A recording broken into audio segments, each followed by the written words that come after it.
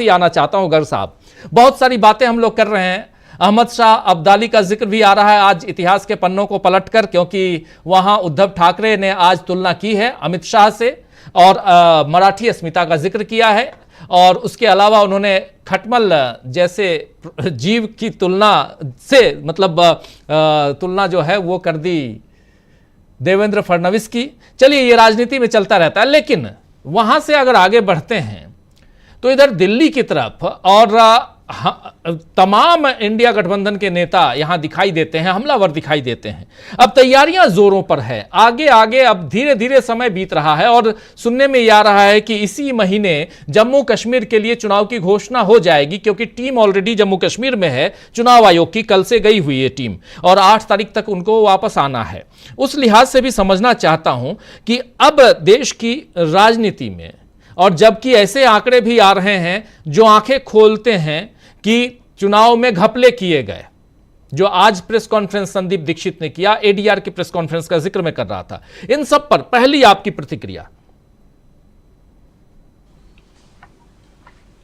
मुझे कहा आपने राजीव जी? जी जी जी जी प्लीज आप ही को। जी जी जी जी देखिए, मैं तो ये जो हमारे प्रशांत जी ने जो कहा, मैं थोड़ा सा उस पर एक अपनी राय देना चाहता हूँ।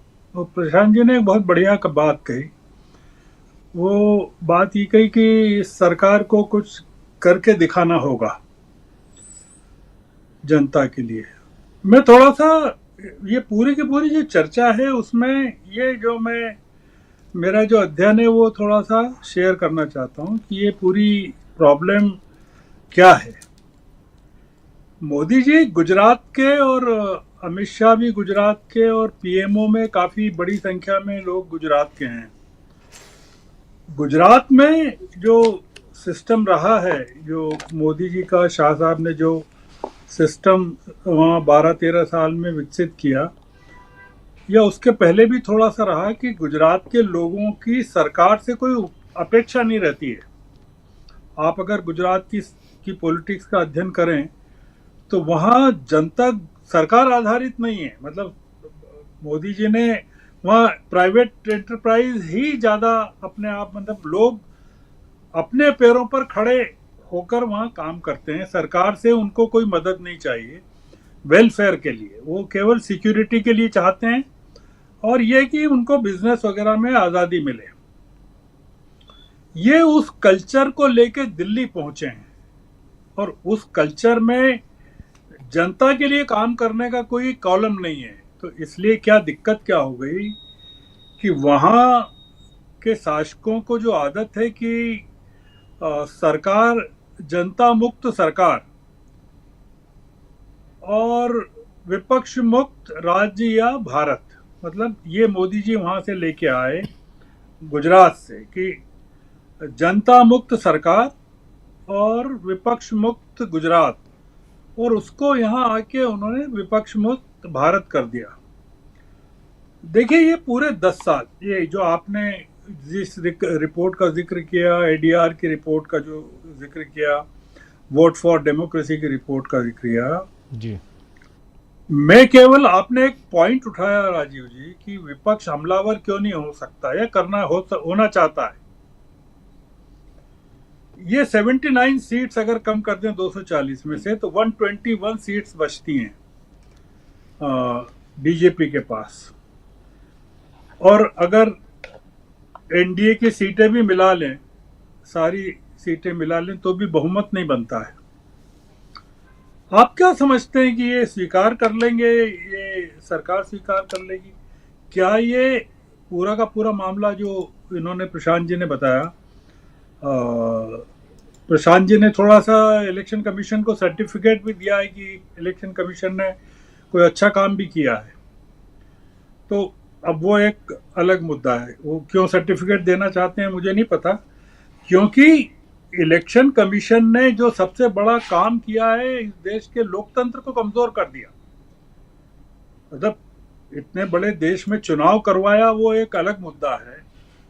96 करोड़ वोटर्स को वो किया, 19 अप्रैल से 1 जून तक चुनाव करवाया।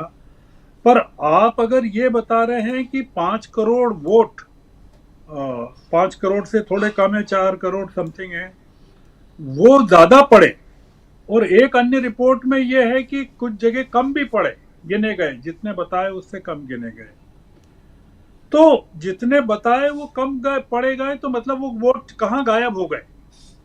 मतलब कुछ ऐसे इलाकों के गायब हो गए जहां माइनॉरिटी का इलाका है, मान लीजिए कि मान के चलते हैं कि वो एंटी बीजेपी रहे होंगे, और जहां ज्यादा पड़े तो उसके बारे में, कई जगह के बारे में कहा गया है कि 4 बजे से 6 बजे तक भारी संख्या में वोट डाले गए योजनाबद्ध तरीके से, और हमको पता है कि विपक्ष के जो लोग थे वो बूथ पर थे ही नहीं, मतलब उनके पास लोग ही नहीं है जो बूथ मैनेज कर सकें, सारा बूथ मैनेजमेंट बीजेपी के पास था।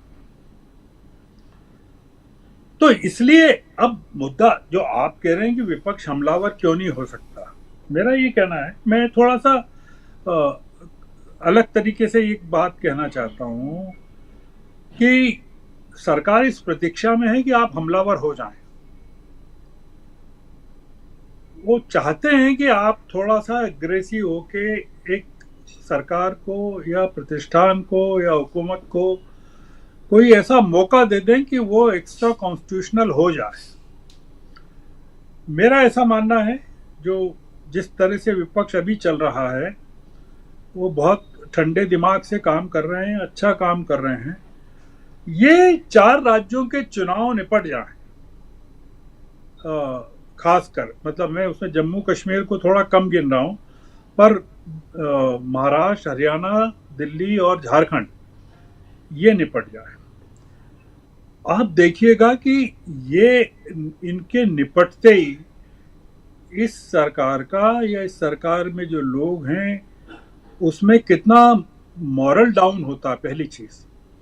और जो संघर्ष आप अभी देख रहे हैं उत्तर प्रदेश में, आप कल्पना कर लीजिए राजीव जी कि महाराष्ट्र में तलवारें चलने वाली है, गजब की चलने वाली है। हाँ, जो प्रशांत जी सीटें गिना रहे थे, प्रशांत जी अगर एक से एक आंकड़ा और बता दें कि एकनाथ शिंदे ने कितने खड़े किए और कितने जीते, तो आश्चर्यजनक रूप से उन्होंने सबसे कम खड़े किए और सबसे ज्यादा जीते उनके।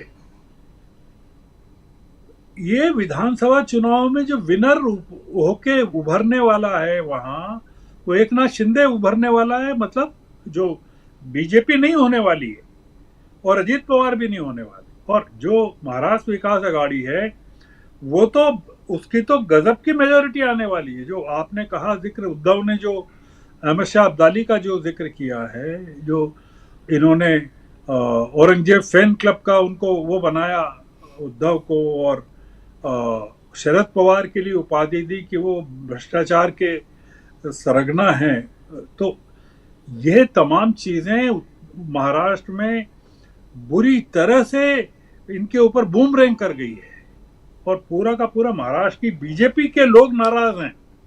आप आश्चर्य करेंगे, वहां ये इन्होंने जो कहा, ये तो बीजेपी के जो ये लोग तो कह रहे हैं, मतलब शिवसेना के और शरद पवार के, कि 2-4 कमेंट और करने ऐसी अपने मोदी जी और शाह साहब, तो फिर बीजेपी को चुनाव लड़ने की भी जरूरत नहीं पड़ेगी।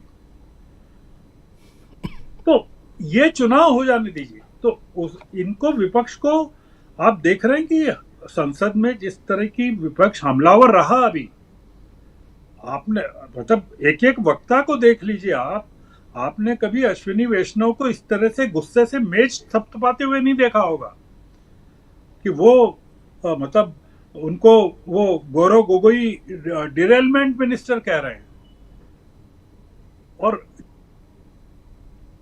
सुरक्षा कवच को लेके जितना घेरा रेलवे मिनिस्टर को, सारे के सारे मंत्री इस समय कटघरे में हैं, और प्रधानमंत्री तो दिख नहीं रहे पार्लियामेंट में, शाह साहब भी नहीं दिख रहे।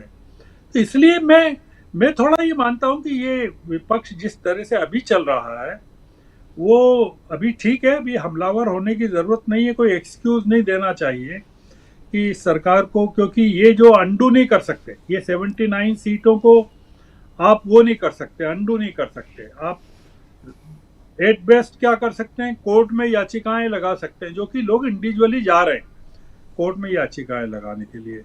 तो ये 48 सीट्स में भी मामले में कोर्ट में मेरे ख्याल से वो चले गए हैं, जो एग्रीड पार्टी है वो चली गई। 40 पश्चिमी बम्बई का मामला है ये जी, उत्तर पश्चिम।